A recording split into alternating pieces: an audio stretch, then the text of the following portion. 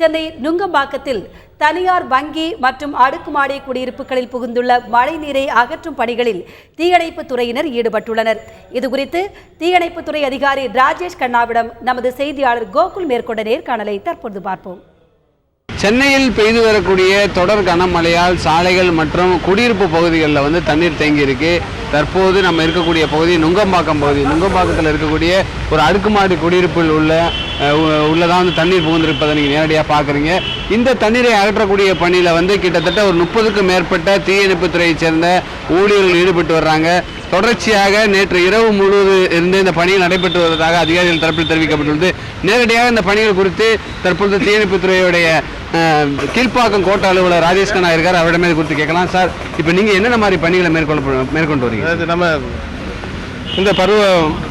இந்த மழை காலத்தில் என்ன மாதிரி இருக்குது எங்களுக்கு வருதுன்னா, அந்த பம்பிங் ஜாப் ஒன்று வருது. பம்பிங் ஜாப்புக்கு நம்மகிட்ட 3 ஹெவி டியூட்டி பம்ப் இருக்குது. எங்கெல்லாம்னா அம்பத்தூர், வண்ணாரப்பேட்டை, அசோக் நகர். இந்த ஹெவி டியூட்டி பம்பை யூஸ் பண்ணி பல இடத்துல நாங்கள் பம்பிங் பண்ணிகிட்ருக்குறோம். நேற்று ஃபுல்லாக டி நகர் ஏரியாக்களில் பண்ணோம். இப்போ இந்த ஏரியாவில் பண்ணிகிட்ருக்கோம். அடுத்தாப்புல இங்கே கேன்சர் இன்ஸ்டியூட்டில் ஒரு பம்பிங் ஜாப் இருக்குது.